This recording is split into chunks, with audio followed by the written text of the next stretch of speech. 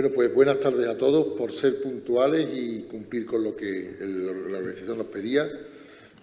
Muchas gracias por estar aquí, muchas gracias a los ponentes y a la organización por contar con nosotros para esta mesa. Como sabéis, el título de la mesa son temas controvertidos en fibrilación auricular. Yo creo que todos tenemos sobre la fibrilación auricular amplia experiencia, llevamos muchísimo tiempo volcados en investigación y en actividad asistencial con esta patología, y creo que a todos nos surgen dudas. Por lo tanto, yo creo que la mesa es muy pertinente y, como sabéis, porque lo habéis visto en el programa, vamos a tratar 3 temas muy concretos y muy puntuales. Y además le hemos pedido a los ponentes que un poco se ciñan a unos planteamientos que hemos hecho como ejes de sus ponencias, ¿no? Por tanto, en primer lugar, tenemos con la oportunidad de oír al doctor Juan Cosín, del Hospital Arnau de Vilanova de Valencia, su ponencia sobre cuándo retiramos el tratamiento anticoagulante tras cardioversión eléctrica y tras ablación y prevención secundaria de fibrilación auricular. Así que, Juan, cuando quieras, por favor. Claro.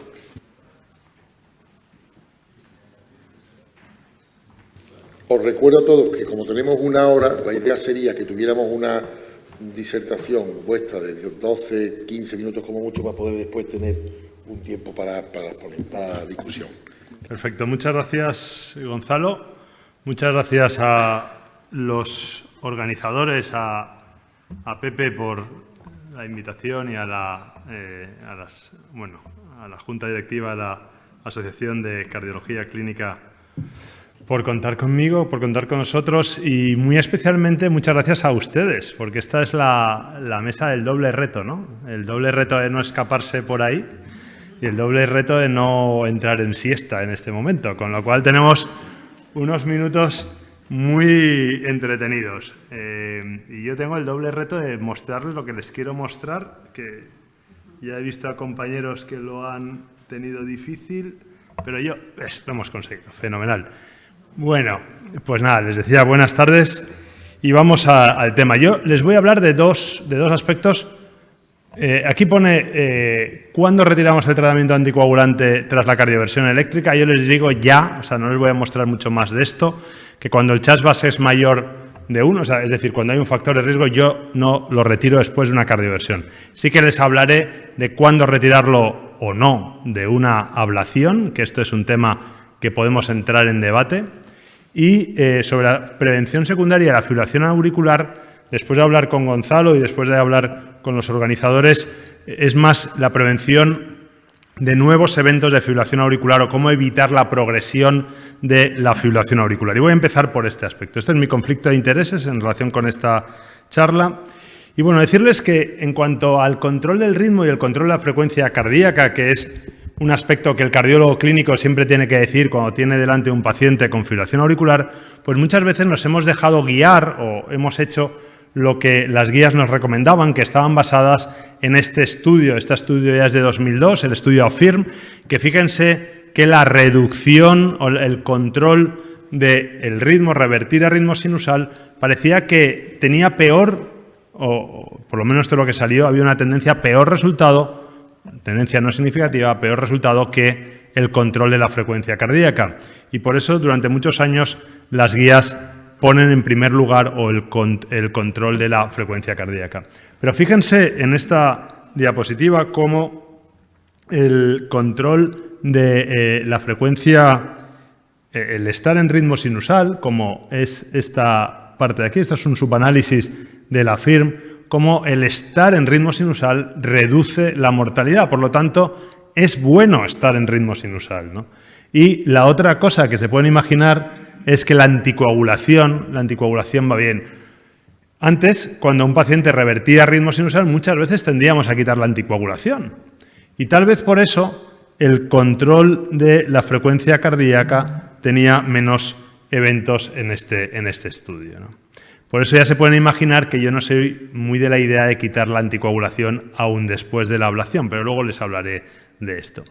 Las últimas 2 o 3 semanas ha habido 2 trabajos publicados, dos trabajos de revisión, uno publicado en Europace y otro en JACC, un poco dando en valor o poniendo en valor el control precoz del ritmo, es decir, conseguir el ritmo sinusal cuanto antes. Y todo esto se basa en este estudio que se presentó hace un par de años, justo a la vez que se presentaban las últimas guías de fibrilación auricular. Se presentó el estudio EAST-AFNET 4 y el estudio EAST-AFNET 4 nos cambia un poco el paradigma. Yo considero que es uno de los estudios más importantes en el manejo de la fibrilación auricular que se ha presentado últimamente, porque por primera vez nos dice que el control del ritmo, es decir, revertir a ritmo sinusal, reduce eventos de forma significativa. Pero hay que recordar que estos pacientes se les revertía en el primer mes, aunque el periodo de inclusión daba más tiempo para incluirlo, o sea, podían incluirse en más tiempo, la gran mayoría de ellos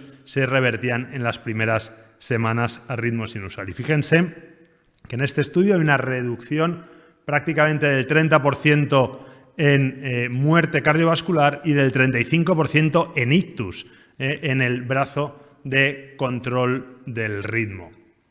Y por eso, en este trabajo que acaba de publicar John Kam en JACC, dice que lo que solíamos hacer hace unos años era, si el paciente tenía síntomas, controle la frecuencia cardíaca, si seguía con síntomas antiarrítmicos y si seguía con síntomas, ablación. Esto ha cambiado en las guías actuales a primero control de frecuencia, si sigue con síntomas, control del ritmo, y aquí ya se pone al mismo nivel ablación y antiarrítmicos. Y a lo que vamos cada vez más es que cuando tenemos un paciente con fibrilación auricular, la línea continua va hacia el control del ritmo, junto con el control de la frecuencia cardíaca, por supuesto, pero de inicio ya control del ritmo. Y ya decidiremos si hacemos ablación o antiarrítmicos. Hay que decir que en el EAST-AFNET solo el 20% de pacientes iban a ablación. Y lo que es muy importante es evitar que la fibrilación auricular progrese de paroxística a persistente y luego a permanente. ¿Y cómo conseguimos esto? Pues fíjense, hay una base genética, que esto no podremos influir. Hay otra base sobre la que desgraciadamente de momento tampoco podemos influir, como es el envejecimiento. Eso está ahí y la fibrilación auricular está claro que es una enfermedad del envejecimiento y otros factores de riesgo asociados, pero el evitar que el paciente caiga en fibrilación auricular, evitaremos el remodelado auricular.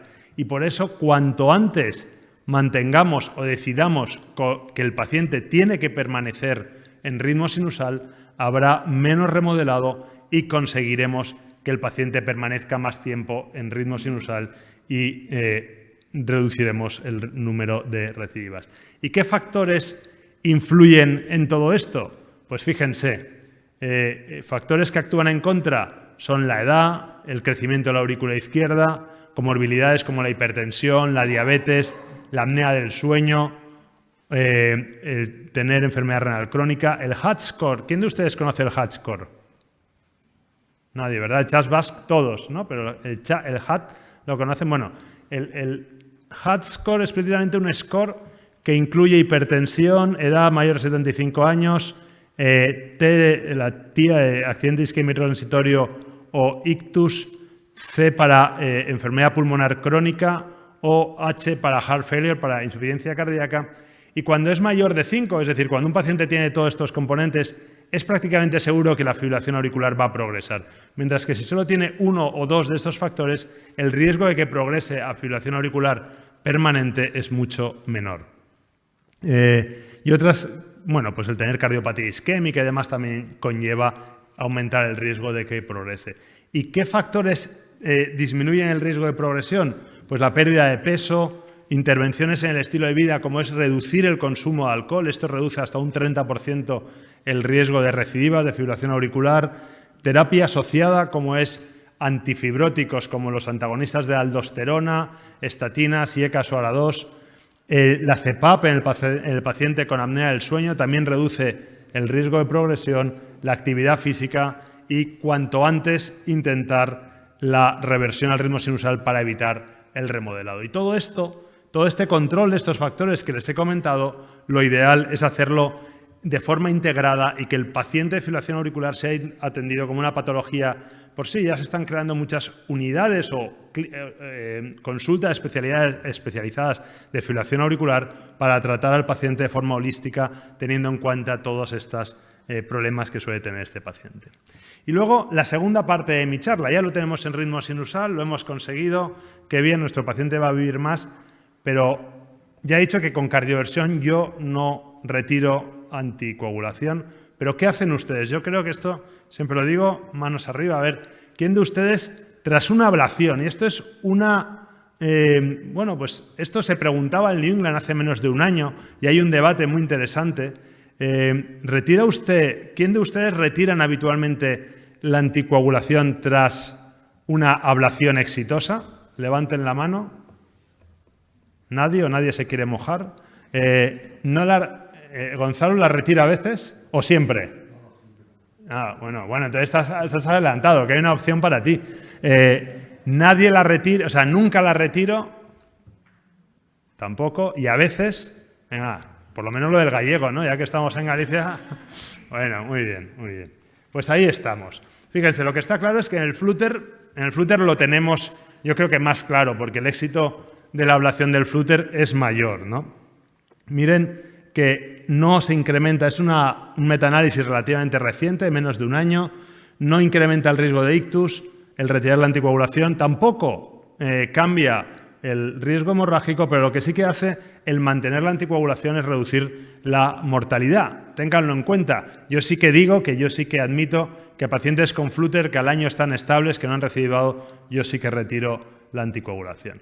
¿Y qué pasa con la ablación? Bueno, que sepan ustedes, ya lo he comentado con el ISAFNET, pero la ablación per se reduce de forma significativa el ictus, ¿no? Por lo tanto, bueno, pues esto nos puede apoyar a retirar la anticoagulación. Que sepan que hay un estudio en marcha para evaluar esto, es el estudio AUSEAN, es un estudio que en pacientes que llevan un año tras ablación exitosa y que no han tenido una recidiva en un año, se randomizan a rivaroxaban 15-10, una dosis no habitual de rivaroxaban, 15-10 o aspirina, para ver si esto puede tener sentido el quitarles la anticoagulación.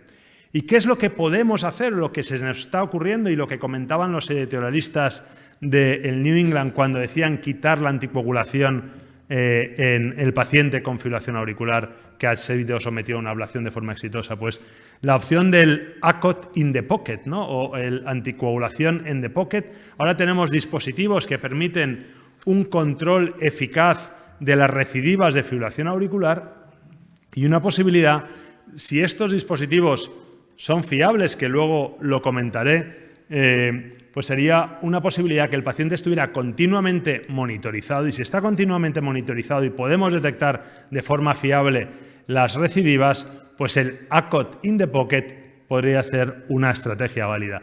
Y les traigo ya como última diapositiva, antes de las conclusiones, esto que precisamente es una comparativa de un paciente que llevaba un Reveal puesto con un Apple Watch o con un dispositivo puesto, ¿no? Entonces, el paciente llevó el reloj y fíjense en el Reveal cuando se detectaba un episodio de fibrilación auricular viene la barra esta y cómo el reloj daba estas alertas que son coincidentes, perfectamente coincidentes cuando el Reveal lo detectaba con las alertas que da el Apple Watch. Por lo tanto, podría ser una estrategia cuando es las líneas estas azules, quiere decir que había dudas con el dispositivo, pero siempre que el dispositivo decía que había fibrilación auricular, coincidía con que el Reveal decía que había fibrilación auricular. El paciente se ablaciona y desaparece la fibrilación auricular. Por lo tanto, bueno, podría ser una opción de futuro que dejo ahí sobre la mesa. Para concluir, decirles que cada vez más el control precoz del ritmo será la estrategia elegida para el paciente con fibrilación auricular, que el control de las comorbilidades, obesidad, sedentarismo, alcohol, apnea del sueño, es muy importante para reducir recidivas y reducir la progresión de la fibrilación auricular, que tras la reversión a ritmo sinusal, el mantenimiento de la anticoagulación es la estrategia general y preferida, pero que una estrategia de monitorización continua, como por ejemplo con un reloj inteligente y el ACOT in the pocket, podría ser una alternativa. Muchas gracias por su atención.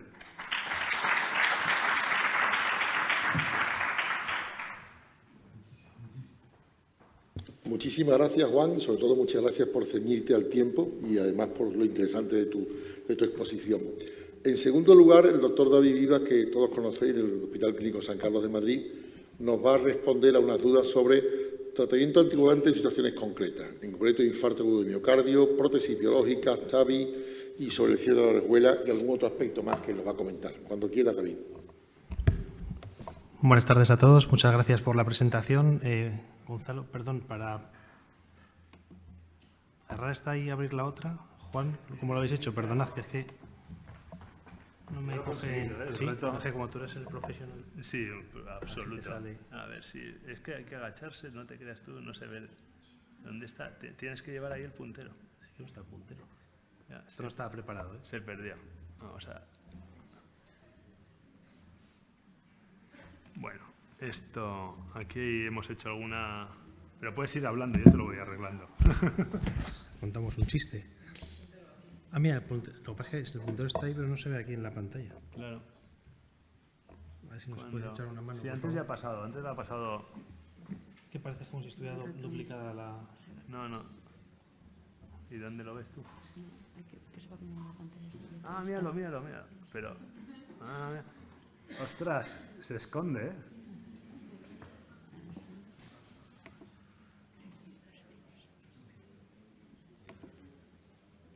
Oye, qué raro. Pues, sí, la verdad es que sí. Bueno, Venga, no, pero esta es la del doctor. O sea, sí, pero la anterior. la puedes volver a contar. Claro. ¿Os habéis quedado con dudas? Ahí Aquí, estás. fenomenal. Muy bien. Venga, muchas gracias, Juan. Ahora tienes que dar a modo presentación para que aparezca. Y luego a dar una y otra. Esta me la sé. Muchas gracias. Bueno, perdón por el inicio. Muchas gracias a la Asociación de Cardiología Clínica por la invitación a dar una charla que para 15 minutos, o 14 mejor dicho, pues son muchos temas, ¿no? Tratamiento anticoagulante en situaciones concretas, infarto, prótesis, TAVI, cierre de orejuela. Yo creo que he cambiado el título, si me permitís, por esto. Habla de lo que te dé tiempo en 14 minutos. Y claro, a mí en 14 minutos lo único que se me ocurre últimamente son dos cosas, que es lo de la izquierda y lo de la derecha, ¿no? Entonces, bueno, intentaremos ser por lo menos tan buenos como estos dos. Estos son mis conflictos de intereses. Y bueno, hablando en primer lugar de la anticoagulación y la cardiopatía isquémica, lo primero que tengo que destacar es que yo creo que ya tenemos datos de sobra para saber que los pacientes con fibrilación auricular anticoagulados, que bien por un síndrome coronario agudo o bien por el implante de un stent requieren anticoagulación y antiagregación, ya sabemos, en este metaanálisis, por ejemplo, se ve perfectamente que los sacos son más favorables que los antivitamina K, no solo en la reducción de riesgos de sangrado, sino también en la no inferioridad, ¿no?, de eventos isquémicos. Sí que es verdad que siempre está la duda que generaba el aumento de la trombosis del stent, que en las recomendaciones, lógicamente, hay que tener en cuenta para valorar si es mejor o no suspender esa doble antiagregación, es decir, la triple terapia en vez de la doble terapia. Y realmente las guías, tanto de síndrome coronario agudo sin elevación del ST como de fibrilación auricular no valvular, así nos lo ponen, ¿no? Podemos estar de acuerdo o no. Yo creo que la estrategia preferida debería de ser probablemente más cercana a la de la foto de la izquierda, a la parte de la derecha, salvo que no haya alto riesgo de sangrado, probablemente una triple terapia durante un mes es segura y podría reducir esa trombosis del stent, que además se produce numéricamente en esos primeros 30 días. Pero bueno, por centrar un poquito el tiro, y tenemos poco tiempo, yo creo que vamos a centrarnos en un aspecto que es poco comentado siempre en estas charlas, que es qué pasa a partir del año. Hablamos siempre de esos primeros meses en el síndrome coronario agudo, pero a partir del año las guías nos recomiendan sí o sí dejar solo con anticoagulación. Esto tiene evidencia, esto ¿de dónde viene? Pues viene fundamentalmente de este estudio, el estudio AFIRE, que es un estudio publicado en New England hace apenas 2 años, un poquito menos, con población asiática, eso sí, que autorizaba a pacientes con rivaroxabana a partir de los 12 meses de un evento coronario, podemos llamarlo un síndrome coronario crónico, cardiopatía isquémica crónica o estable, a administrar rivaroxabana o rivaroxaban más un antiagregante. Y realmente en estos más de 2.200 pacientes sí que se vio que se cumplía la no inferioridad en cuanto a los eventos isquémicos, es decir, no había más eventos isquémicos si suspendíamos la antiagregación, además de la anticoagulación, y además se reducía el evento de seguridad, que es el evento hemorrágico. Por tanto, esta es una estrategia interesante. Pero más allá, si nos centramos, por ejemplo, en un estudio que no estaba diseñado para el tema de la anticoagulación, sobre todo para el tema de la antiagregación, con el stent multimaster, es el estudio MasterDAF, también publicado el año pasado, en donde también hay un subanálisis con respecto a los pacientes que requerían anticoagulación, porque eran pacientes de alto riesgo de sangrado. Alto riesgo de sangrado, bueno, pues son muchas razones, pero entre ellas la que pone OAC, anticoagulación oral crónica, era una de las más frecuentes. Y realmente los datos son muy interesantes y un poquito centrados en la anticoagulación. Se ve que aunque no hay diferencias en cuanto a los eventos clínicos netos, es decir, sangrado más isquemia, el evento combinado de isquemia o el evento de sangrado, si nosotros luego censurábamos en los primeros 6 meses en el grupo de estrategia, digamos, de intervención, es decir, de reducir la doble antiagregación y la antiagregación simple, veíamos que en esos eventos censurados por la no adherencia, lógicamente, si nos centramos abajo, sí que había diferencias y había diferencias a favor realmente de reducir la antiagregación en este tipo de pacientes. Por tanto, muy a tener en cuenta a la hora de decidir cada cuánto tiempo dejamos la antiagregación conjuntamente con la anticoagulación, que yo creo que es un dato que en las consultas nos lo preguntamos habitualmente. ¿Qué destacaría yo como mensaje casi telegráfico en cuanto a la anticoagulación y las prótesis biológicas? Bueno, tenemos unas guías muy recientes, las guías de valvulopatías del año pasado de la Sociedad Europea de Cardiología, en donde vemos claramente dónde nos indican qué hay que hacer con la anticoagulación en función de si el paciente requiere o no anticoagulación oral, ¿vale? Y el tipo de clase. Y no solo eso, sino si el paciente requiere en este caso una bioprótesis y en qué posición tiene, ¿no? Y si nos centramos un poquito en la parte de la derecha, ponen los niveles de evidencia, como veis que son casi todos evidencia B menos el último, en donde parece que la anticoagulación obviamente está indicada, y no solo está indicada la anticoagulación, sino que parece que la anticoagulación con anticoagulantes orales de acción directa se recomienda fundamentalmente a partir de los 3 meses de una bioprótesis mitral. Ahora veremos en qué se basa esto. Y con clase de evidencia 2B se debe considerar en los primeros 3 meses.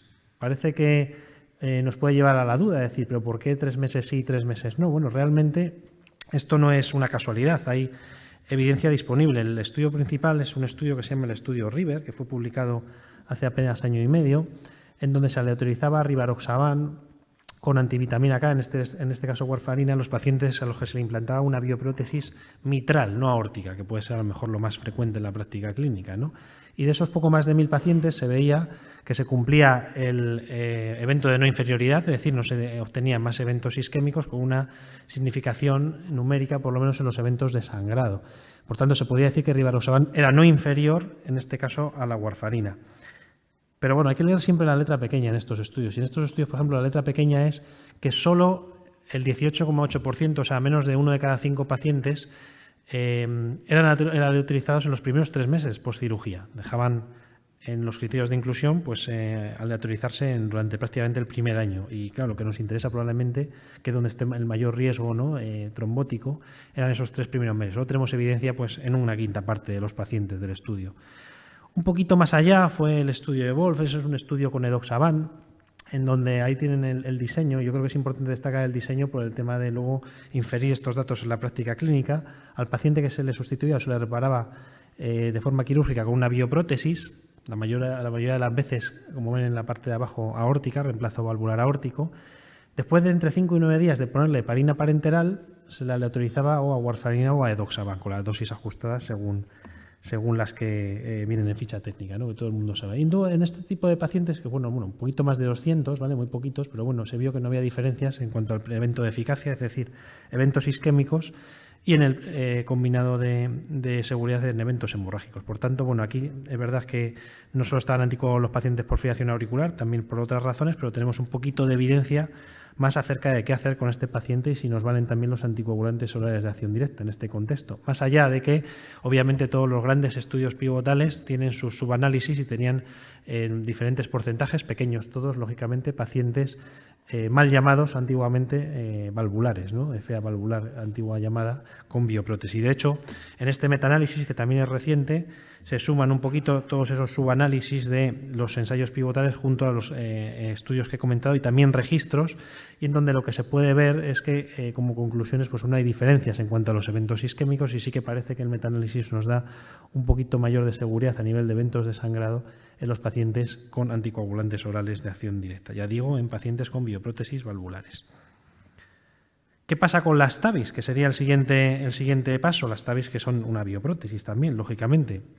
Bueno, pues hay varios estudios, pero yo quiero destacar dos de ellos. Uno recientemente publicado, por fin, después de ser presentado hace ya unos cuantos meses, que es el estudio Atlantis. El estudio Atlantis tiene este diseño, es un estudio con dos estratos, uno para los pacientes con indicación de anticoagulación tras una TAVI y otro con los que no tenían indicación de anticoagulación, en donde se aleatoriza el primero de ellos, el primer estrato, que es el que nos interesa en esta charla, ese subgrupo, antivitamina K más apixaban, con más o menos 220-225 pacientes por subgrupo, y realmente lo que vemos es que no hay diferencias en cuanto a los eventos tanto isquémicos como de sangrado. Por tanto, digamos que apixaban no mejora los resultados de antivitamina K en este subgrupo de pacientes.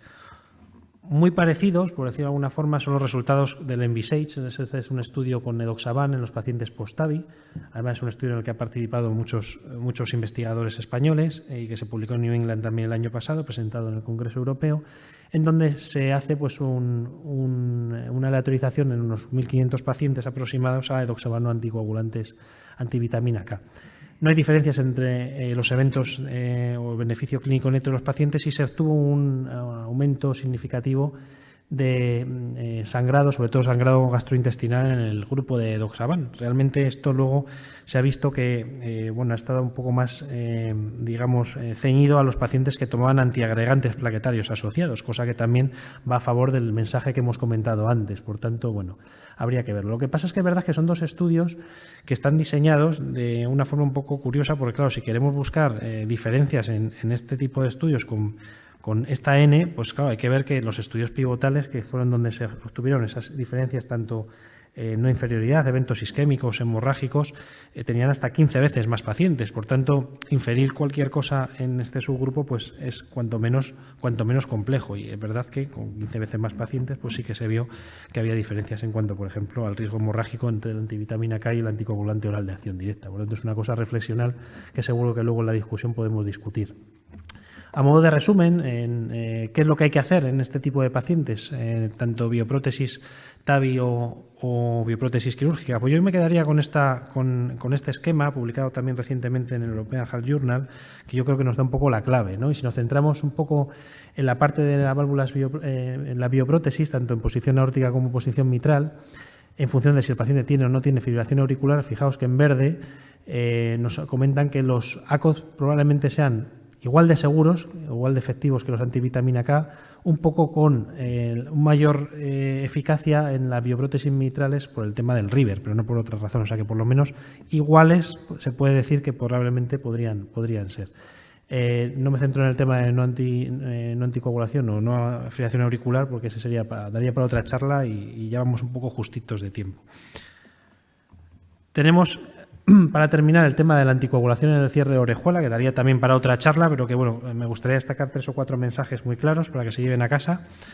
El primero de ellos es antes del cierre de orejuela, es decir, cuando nosotros tenemos a un paciente, como ponen aquí, por ejemplo, en el documento de manejo práctico de los anticoagulantes orales de acción directa, publicado en Europace el año pasado, ¿cuándo indicamos el cierre de orejuela? Pues la mayoría de las veces cuando el paciente ha tenido algún sangrado, tiene un alto riesgo hemorrágico, y entonces ahí, si el paciente está con antivitamina K o no toma anticoagulación, pues probablemente nosotros tenemos que abogar por decir si llevamos al paciente a un cierre de orejuela o le indicamos un anticoagulante oral de acción directa. Realmente, para esto hay documentos de consenso, que la verdad es que que es del año 2020 de Eurointervention, de la Sociedad Europea de Cardiología Intervencionista, nos comenta que cuando el paciente no puede tomar anticoagulantes antivitamina K o cuando tiene algún problema, pues le tenemos que aconsejar los ACOD, y si no, pues el cierre de orejuela. Pero realmente es que esto ya envejece por lo menos hasta el punto de vista de que ya tenemos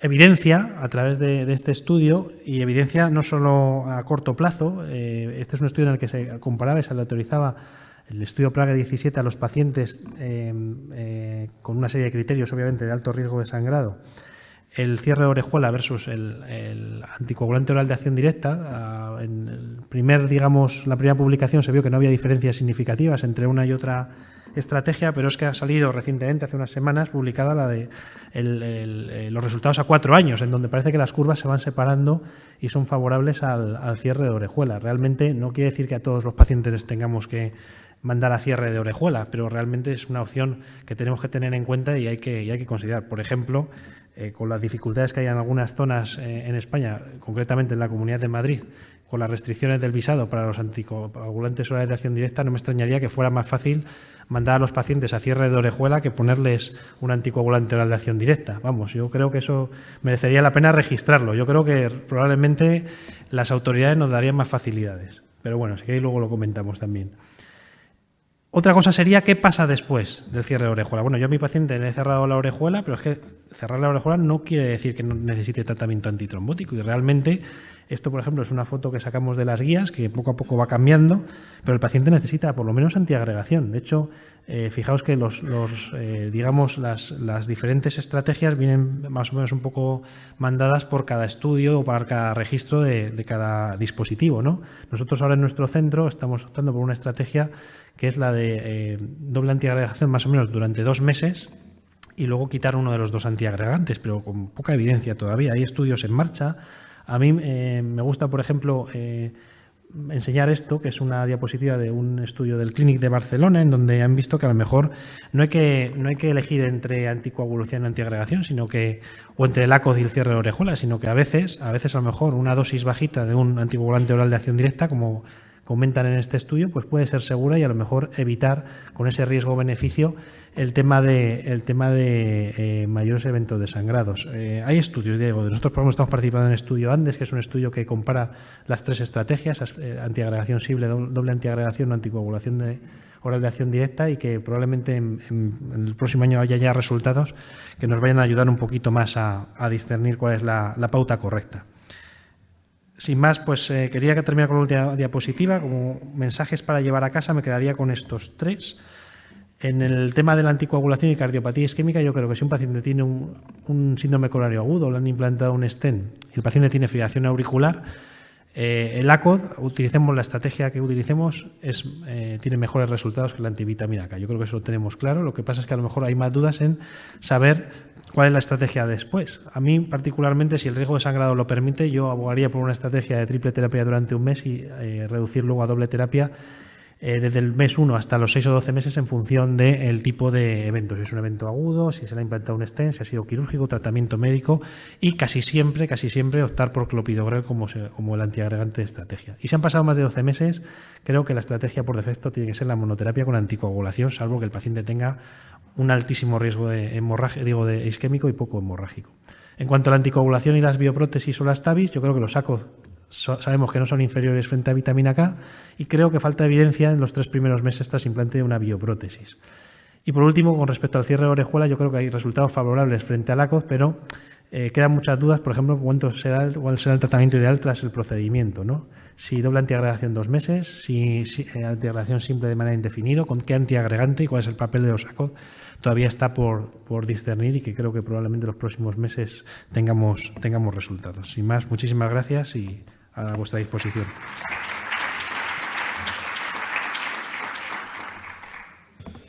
Muchísimas gracias, David, por tu charla magnífica y por aclararnos las dudas que has podido aclarar, porque ciertamente quedan muchas y probablemente salgan en la discusión. Y sin más, vamos con la tercera ponencia, que es la de la doctora Teresa López, del Hospital Universitario de la Paz de Madrid, que nos va a hablar de algo que cada vez está más encima de la mesa, que es el paciente oncológico. ¿Qué hacer con la fibrilación auricular en esta población que cada vez tenemos más encima y cada vez tenemos más en nuestra experiencia, en nuestra asistencia? Cuando quieras, Teresa. ¿Qué tal? Buenas tardes a todos. Muchas gracias a la Asociación de Clínica por la invitación a participar en esta mesa. Quizá el primer mensaje, estos son mis conflictos de intereses, antes de empezar con los casos clínicos que traía, es que todo lo que han contado Juan y David es aplicable también a los pacientes oncohematológicos. Lo que pasa es que muchas veces son pacientes que nos distraen con otros problemas y otras comorbilidades y pensamos que lo que sabemos de fibrilación auricular no lo podemos aplicar y tenemos que recordar todo lo que sabemos para poderlo aplicar bien en estos pacientes. Fijaros, os voy a presentar muy brevemente 3 casos clínicos, ¿no? Esta es una mujer de 64 años con un antecedente de estenosis mitral reumática leve. En el año 2018 tuvo una fibrilación auricular paroxística y se inició tratamiento con Sintrón. Y en julio del año pasado tiene un glioblastoma. Se decide cirugía, radioterapia, tratamiento con Temodal, que sabéis que produce bastantes penias como efecto secundario grave. Y la pregunta del oncólogo es ¿qué hacemos con la anticoagulación, ¿no? El siguiente caso clínico es un varón de 66 años, hipertenso, diabético, con un antecedente de cáncer de próstata, tratado con hormonoterapia y radioterapia, y unos años después desarrolla un cáncer de colon, se interviene y se plantea tratamiento adyuvante con oxaliplatino, leucovorin y 5-fluoracilo. Y al mes de iniciar el tratamiento con quimioterapia desarrolla una fibrilación auricular. Este señor tiene un CHA2-VASc de 4, tiene un Hasblet de 2, tiene un filtrado glomerular razonable, trombopenia leve, pero trombopenia. Y de nuevo la pregunta del oncólogo, ¿qué hacemos con la anticoagulación de este paciente con un tumor gastrointestinal? Y ya el último caso, al final de la charla lo resolveremos juntos, es una mujer de 55 años con un antecedente de mieloma. Inicialmente se trata con bortezomib y dexametasona, se somete a un trasplante autólogo. Por progresión sintomática de la enfermedad se cambia la línea de tratamiento a carfilzomib. Y al tercer ciclo, consulta en urgencias por fibrilación auricular, que es verdad que pasa espontáneamente a ritmo sinusal y estaba en el contexto de una neumonía. Tiene un CHA2-VASc de 1, porque es mujer. ¿La anticoagulamos porque tiene un mieloma? Bueno, pues realmente esos son los puntos que quería tratar con vosotros esta tarde, ¿no? La relación que hay entre cáncer y fibrilación auricular, cómo manejamos la fibrilación auricular en estos pacientes y, sobre todo, centrar el tema en la anticoagulación, el manejo de la anticoagulación o la estratificación de riesgo.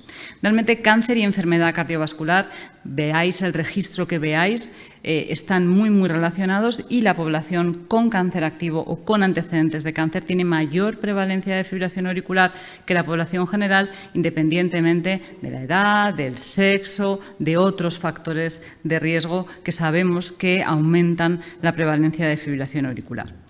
Pero esto no es uniforme, depende del tipo de tumor. Sabemos que hay tumores que tienen más riesgo de desarrollar fibrilación auricular, el cáncer de páncreas o el mieloma dentro de los tumores hematológicos. Depende del estadio. Esto es un estudio que se ha publicado recientemente en el European Heart Journal con mujeres con cáncer de mama a mayor estadio de la enfermedad, a mayor riesgo de enfermedad metastásica, más riesgo de fibrilación auricular. Depende, por supuesto, del tratamiento que podamos necesitar para determinados tipos de tumor y sabemos que tanto de forma directa algunos tratamientos antitumorales como por las consecuencias que pueden tener en el sistema cardiovascular, ya que desarrollan a lo mejor una embolia de pulmón o desarrollan insuficiencia cardíaca o desarrollan cardiopatía isquémica, todo eso cierra el círculo y aumenta el riesgo de fibrilación auricular. Y no solo el riesgo de fibrilación auricular, sino también el riesgo tromboembólico de esa fibrilación auricular y el riesgo hemorrágico de ese paciente.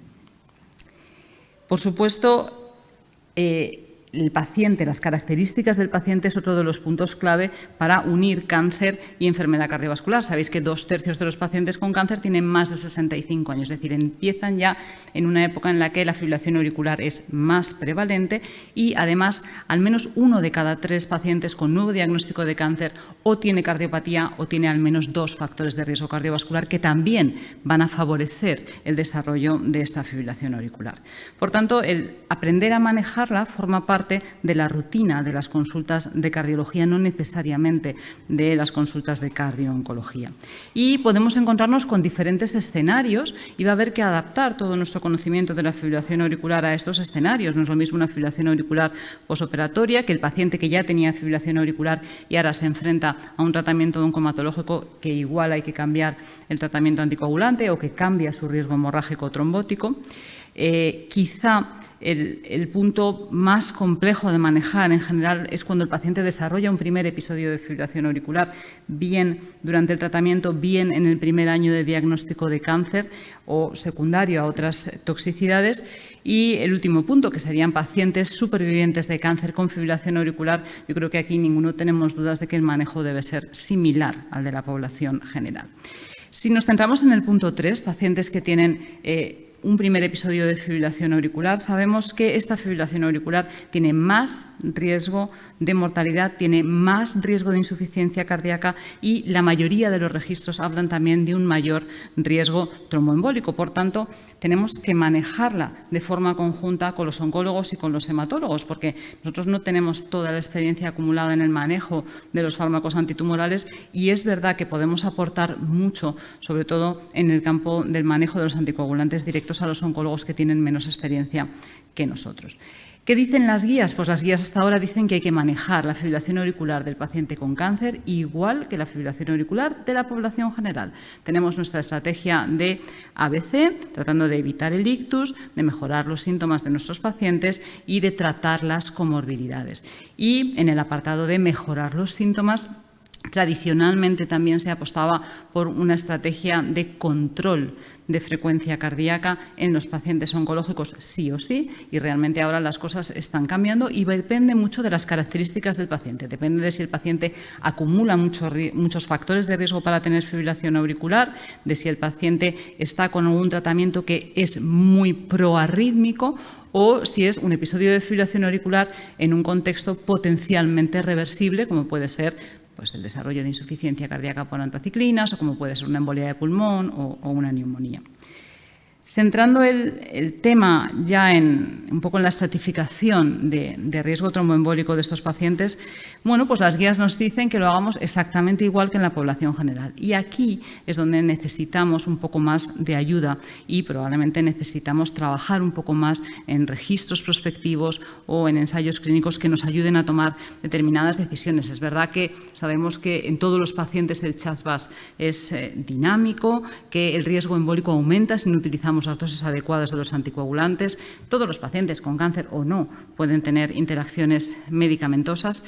Pero fijaros, en este estudio que comparaba con diferentes niveles de CHA2-VAS, pacientes que tenían cáncer y pacientes que no tenían cáncer, en general, tanto el riesgo embólico como el riesgo hemorrágico es mayor en el paciente con cáncer y esto es más evidente en el CHA2-VAS de 0 o 1, porque realmente cuando un paciente tiene un CHA2-VAS de 2 o más si es hombre o de 3 o más si es mujer, no tenemos muchas dudas de que hay que anticoagularlo. Las dudas surgen cuando el paciente tiene un mayor riesgo protrombótico por su situación oncohematológica y tiene un CHA2-VAS en el que a lo mejor en población general no utilizaríamos anticoagulantes.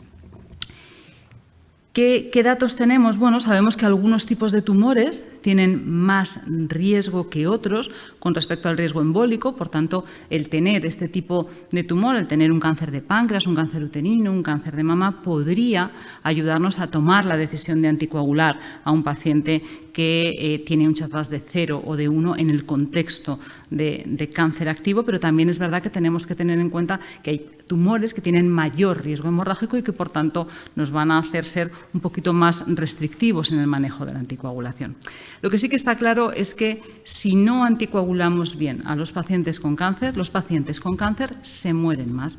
Y la realidad es que nos faltan estrategias adecuadas para anticoagular bien a estos pacientes. Esto es una publicación reciente del grupo de Pensilvania en JACC Cardio Oncology. Fijaros, el 44% de los pacientes que necesitan anticoagulación no están bien anticoagulados por diferentes motivos, justificados o no. Por tanto, el tratar de minimizar esas no anticoagulaciones injustificadas va a requerir un acercamiento más estructurado a los pacientes con cáncer y esta es la propuesta de esta editorial que la verdad es que os recomiendo a todos que la leáis. Dimitrios Pharmakis es un gran experto en el tema y es un poco lo que hacemos en la práctica clínica, pero nos recuerda con estos 4 puntos lo que tenemos que tener en cuenta. Tenemos que valorar el riesgo tromboembólico, valorar el riesgo hemorrágico, revisar las interacciones y preguntarle al paciente qué quiere. Eso no se nos puede olvidar. También le preguntamos a los cardiólogos europeos, seguro que alguno de vosotros también participó en esta encuesta, cuál pensaba que era el mejor tratamiento anticoagulante para los pacientes con cáncer y parece que la mayoría piensa que es un anticoagulante oral directo y de nuevo seguimos las guías de práctica clínica en fibrilación auricular. Y además tenemos justificación para hacerlo. Sabemos que el control del INR es malo, no, muy malo durante la fase activa del tratamiento oncológico. Fijaros, solamente el 12% de los pacientes consiguieron en este estudio un INR óptimo a pesar de estar en un estudio, en un registro, ¿no? Es cierto que nos faltan ensayos clínicos randomizados. Los tenemos en enfermedad venosa tromboembólica. Eso nos ha ayudado a conocer la seguridad de los anticoagulantes orales directos en el contexto de pacientes que están recibiendo inmunoquimioterapia, pero no tenemos ensayos clínicos en fibrilación auricular y cáncer. Tenemos datos que se extraen de los pivotales, donde se colaban algunos pacientes con cáncer. No son demasiados, pero tanto en el ROCKET AF como en el ENGAGE, como en... Perdonad, hay un error, no es el ENGAGE, es el estudio de Apixaban, como en el ENGAGE el uso de anticoagulantes directos tenía la misma seguridad y eficacia en los pacientes con cáncer que en los pacientes sin cáncer. Y hay algunos metaanálisis que no necesariamente nos distinguen qué tipo de anticoagulante directo utilizaban los pacientes, pero que también nos hablan a favor de utilizar estos anticoagulantes directos en los pacientes oncohematológicos con menor riesgo tromboembólico y globalmente también con menor riesgo hemorrágico.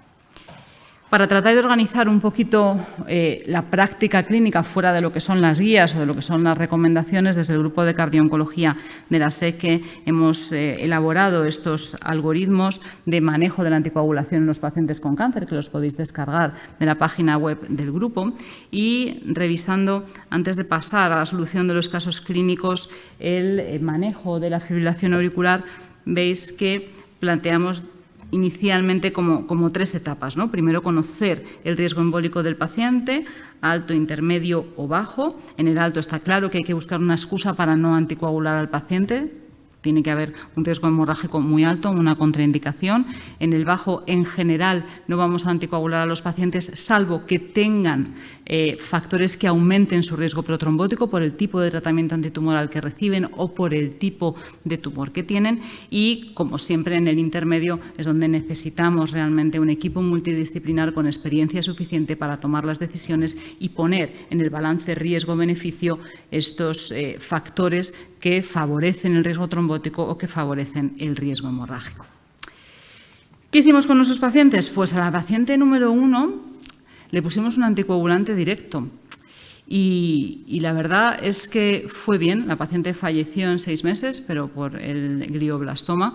Pero la otra alternativa hubiera sido estar con heparinas de bajo peso molecular 6 meses en una paciente que tenía un pronóstico vital limitado, en el que el utilizar un anticoagulante directo realmente le mejoró mucho su calidad de vida, y es verdad que no tuvimos ningún evento trombótico ni hemorrágico. De hecho, tuvimos un poco de susto porque desarrolló una trombopenia grave con el temodal y hubo ahí 2 o 3 días que estuvo con una trombopenia grave y seguía con el anticoagulante directo, y aún así no tuvimos ningún evento hemorrágico. Al paciente número 2, que tenía un cáncer de colon intervenido, sabéis que los tumores gastrointestinales y genitourinarios tienen mayor riesgo de sangrado cuando el tumor está puesto, pero cuando ya hemos quitado el tumor con una cirugía, ese riesgo no está realmente estimado en la mayoría de los ensayos clínicos, o al menos no está estimado en los ensayos clínicos de desarrollo de los anticoagulantes directos en la enfermedad venosa tromboembólica, y hay registros pequeñitos que dicen que el riesgo hemorrágico es igual que si tuviera otro tipo de tumor. Así que, de nuevo, a este paciente lo anticoagulamos. Y quizá la duda que puede surgir es si anticoagular a una mujer que tiene un CHA2DS de 1 por una fibrilación molecular paroxística, pero en el contexto de un mieloma, que es una enfermedad extremadamente protrombótica, decidimos anticoagularlo, y de hecho las guías recomiendan anticoagular a estos pacientes. Y estas son mis conclusiones. Realmente la anticoagulación en los pacientes con cáncer requiere de la valoración de múltiples parámetros, requiere de un equipo multidisciplinar en el que incluimos también al paciente, y necesitaremos establecer realmente equipos de cardio-oncología no solamente intrahospitalario, pero sino interhospitalario, o redes de investigación que nos permitan avanzar en el manejo de estos pacientes. Invitaros a todos a la presentación de las guías de cardio-oncología. Sabéis que son las primeras guías de cardio-oncología de la Sociedad Europea. Se presentan este año en Barcelona, y a la reunión del grupo de trabajo de cardio-oncología de la SEC, que es este año en septiembre. Muchas gracias.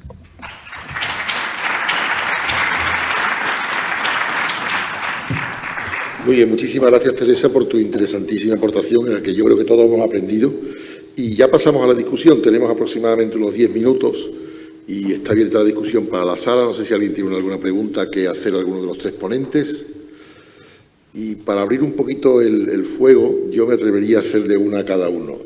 Doctor Cosín, mujer, 58 años, hipertensa, primer episodio de fibrilación auricular, cardioversión eléctrica.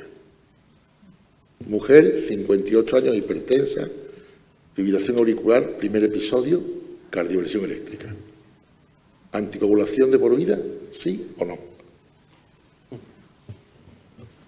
Pues hay que ver más cosas, pero en principio sí, ¿eh? En principio sí. Y ahora ya que estamos en Santiago, déjame que me... A ver, aquí también tenemos el tema de la aurícula. Tenemos otros factores. El tamaño de la aurícula es otro factor de riesgo que no viene en el CHAS-VAS, pero que también es importante.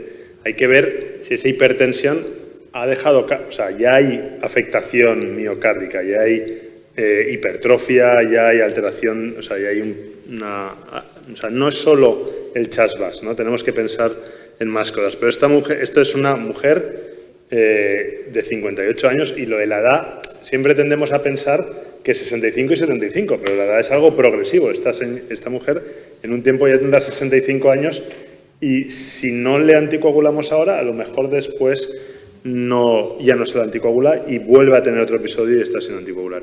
Yo creo que sí que la anticoagularía, obviamente con un anticoagulante de acción directa. O sea, aquí no me vale un Sintrón, o sea, para una paciente como el caso que estás poniendo tú sobre la mesa. Y algo distinto a lo mejor sería si lo que le haces es una ablación. Si lo que le haces es una ablación y está libre de recidivas de fibrilación auricular y las podemos monitorizar, pues a lo mejor sí que al cabo del tiempo me plantearía quitarle la anticoagulación, siempre y cuando no tenga daño estructural cardíaco. Y la verdad es que los electrofisiólogos siempre insisten en que ellos cuando hacen una ablación lo que quitan es el disparador, pero si hay remodelado auricular, ya evidentemente no sirve. Precisamente lo que yo quería en mi charla es esto, que los electrofisiólogos hagan la ablación cuando no hay remodelado, cuando el remodelado es el menor. Por eso digo de adelantar lo máximo la ablación. Y esto es lo que ellos quieren. Cuando tú hablas con los electrofisiólogos, si les mandas una pasado, te lo hacen también, ¿no? Pero es que el que más se beneficia es este caso que acabas de comentar, que en lugar de hacerle una cardioversión, le hagas una ablación. A no ser que haya un trigger clarísimo, ¿no? Que tenga un hipertiroidismo, que haya sido la noche de boda de no sé quién y yo qué sé, y brindó más de la cuenta, algún disparador que pueda explicar el episodio, ¿no? Que de repente tenga una apnea del sueño. Pero si no hay un disparador claro, lo que tenemos que hacer es cuanto antes a la ablación. Estupendo, fenomenal. David, acabo de tener un paciente con un infarto de miocardio y efectivamente le hemos puesto doble terapia, tenía fibrilación auricular. En práctica clínica, infarto inferior, fracción de eyección conservada, le he puesto un stent en la derecha. Tu estrategia es un mes de aspirina más clopidogrel o ticagrelor o prasugrel y después le dejas hasta 12 meses en tu práctica clínica diaria. ¿Qué haces tú? Mira, en ese paciente realmente de los más sencillos, para mi gusto. Nosotros hacemos triple terapia un mes. Un mes. Es verdad que las guías, si habéis visto la figura, te ponen que una semana porque es un poco lo que está basado en los estudios pivotales, que justamente es cuando aleatorizaba, no a la semana. Pero yo creo que si el paciente no tiene penalizado mucho el riesgo hemorrágico, lógicamente es el beneficio clínico neto, siempre lo que tenemos que ver, ¿no? ¿Qué pesa más? ¿Un sangrado menor o pesa una trombosis del stent, ¿no? Yo creo que es un paciente que probablemente luego tiene mucha más miga, ahí lo hemos reducido, ¿no? Y por eso decía que era un paciente relativamente sencillo, pero luego está el paciente que tiene el reinfarto, el paciente que ya tenía otro evento antes, el paciente diabético. Nosotros sabemos que vamos a optar por la estrategia de doble terapia con clopidogrel en un paciente diabético que sabemos que a lo mejor el 40 o hasta el 60% de ellos son no respondedores a clopidogrel. Nos vamos a asegurar que eso le vamos a tener desde los 7 días solo con doble antiagregación. Yo creo que me lo pensaría un poquito, ¿no? Y realmente el paciente no le penaliza mucho desde el punto de vista hemorrágico pasar de una semana a 4 semanas. Yo creo que eso en todos estamos de acuerdo. Por tanto, en un paciente como este, lo que es seguro es que se beneficia mejor de un anticoagulante de acción directa. Hagas lo que hagas, doble terapia, triple terapia, que con el antivitamina. Que eso desde el Augustos creo que lo tenemos todo bien claro y yo creo que es la estrategia por defecto que tendríamos que escoger. Y con respecto al tema del cierre de la orejuela, hasta ahora tenemos datos clarísimos de que la antiagregación y la anticoagulación, el riesgo de hemorragia digestiva es peor incluso con la antiagregación. Por tanto, defiéndeme el que a un cierre de orejuela le mantenga antiagregado, entonces que estoy evitando embolias y estoy premiando las hemorragias. Bueno, me pides que defienda lo que no crea, lo primero, ¿eh? O sea que entonces es relativamente complicado, pero bueno, voy a intentar ponerme en la piel en la otra piel, ¿no? Los estudios, como habéis visto, los registros, ¿no? El del Amulet, el del Watchman, etcétera, etcétera, son todos registros muy conservadores, en el sentido de que se utilizaban en pacientes, vamos a decir, con alto riesgo de sangrado. Muchas veces lo que te encuentras en la práctica clínica, y por ejemplo estábamos viendo casos de pacientes cardio-oncológicos con tumores cerebrales o metástasis cerebrales, en donde no es que tengan alto riesgo de sangrado, es que no se pueden anticoagular, no se pueden ni antiagregar. Entonces, en esos pacientes yo creo que es una estrategia un poco, vamos a decir, atrevida el dejar antiagregantes. Pero bueno, nos vamos al caso más frecuente, que es probablemente para nosotros en la práctica clínica, el riesgo de sangrado digestivo, ¿no? Que es el que más nos molesta. Yo creo que a los pacientes, al fin y al cabo, la endotelización del dispositivo que se le pone es relativamente segura muchas veces, y de hecho nosotros lo hacemos en práctica clínica. Tenemos esa discusión con los hemodinamistas de no dejarles doble antiagregado, sobre todo con aspirinas, sino que muchas veces les quitamos la aspirina prácticamente desde el momento en el que se hace el procedimiento y le dejamos como mucho con clopidogrel. Me parece muy interesante esta estrategia que se lanzaba desde el grupo del Clínic de Barcelona, y que hay ahora estudios internacionales multicéntricos a ver qué es lo que sucede con el tema de unas dosis un poquito peculiares desde el punto de vista de la fibrilación auricular para nosotros, como es la dosis reducida, que nos hemos cansado de decir en todas las charlas que la dosis inapropiada no se puede utilizar, ¿no?, en pacientes con fibrilación auricular. Pienso sobre todo en la Pixaban, que es la más frecuente, ¿no?, por todos los estudios, pero realmente a lo mejor en este tipo de pacientes puede tener algún sentido. Ya lo veremos, o sea, necesitamos evidencia, ¿no? Probablemente en los próximos meses la tendremos. Muchísimas gracias. No sé si hay alguna pregunta en la sala. Sí, ahí tenemos una.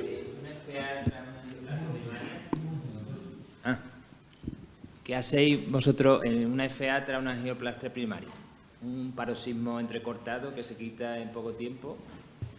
O sea, estás diciendo la fibrilación auricular que aparece, por ejemplo, las primeras 24 horas después de la angioplastia. Bueno, eso es una buena pregunta también.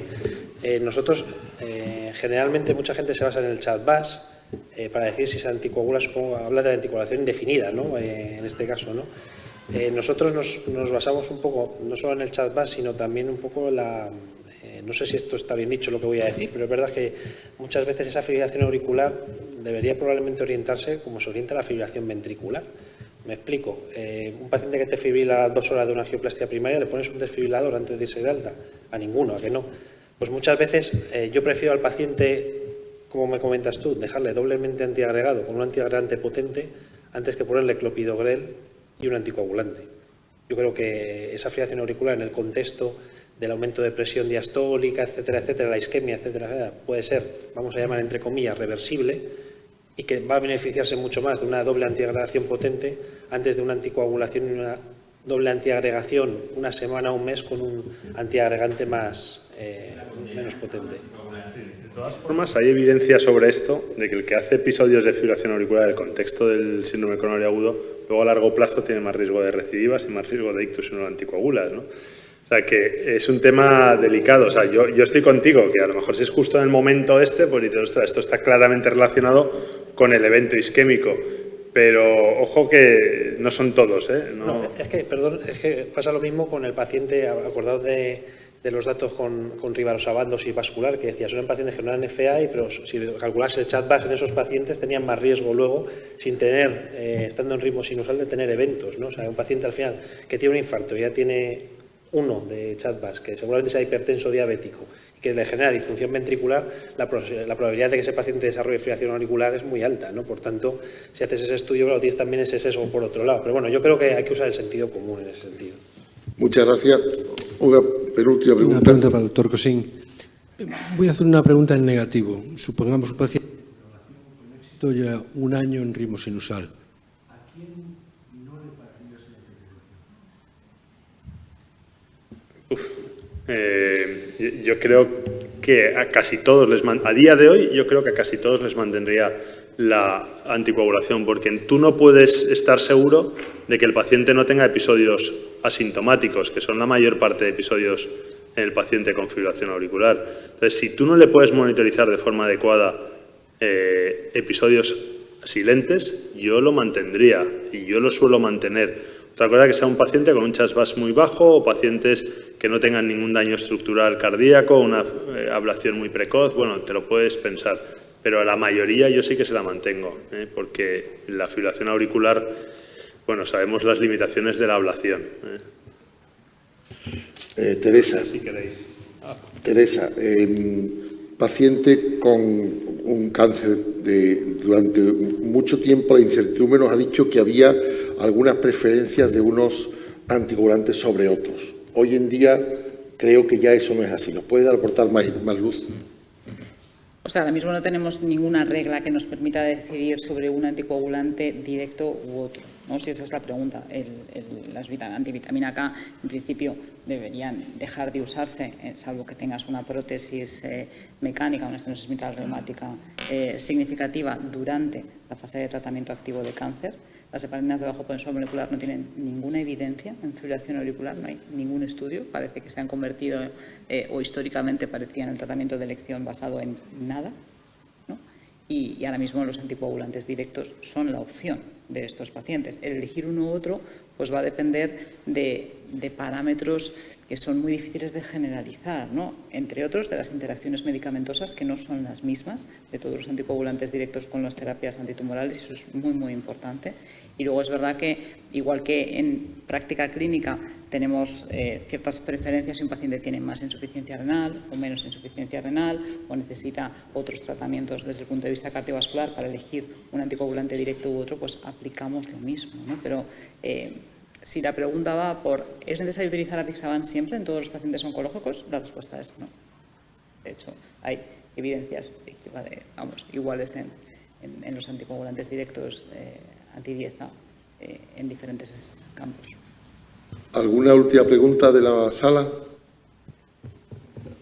Bueno, pues yo creo que... perdón, allí hay una última pregunta. Buenas tardes. Teresa, quería preguntarte, en Madrid, por ejemplo, con lo del visado y los ACOTS, ¿a los pacientes oncológicos los inspectores dan el ok o cómo hacemos?